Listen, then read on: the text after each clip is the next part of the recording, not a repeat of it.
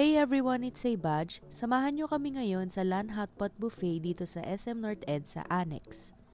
Ito yung kanilang buffet rates. Then yung food selections, meat, seafood, vegetable, meatballs, rice, chicken, spring rolls, pati mga fried and to cook na food. Syempre, complete din ang sauces mix, desserts at juices. Time to make our dipping sauce, sesame sauce, para gawin nating mas flavorful ang hotpot experience.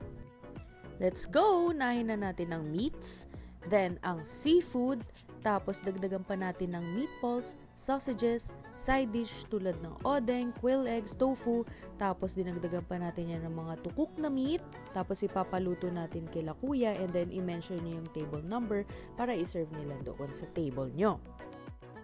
And lastly, ang ready to eat na food tulad ng rice, chicken, spring rolls, yun.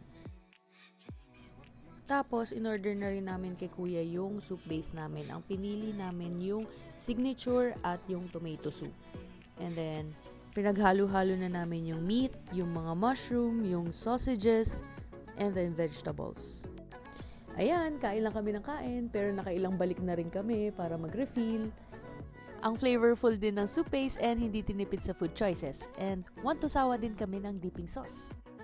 Tan-tananan, here ang receipt. Ang initial namin ay $7.99 plus customer fee. Sobrang busog namin, kaya nasulit din namin kasi nag-avail din kami ng 1+1 birthday promo na dine for 2, pay for 1.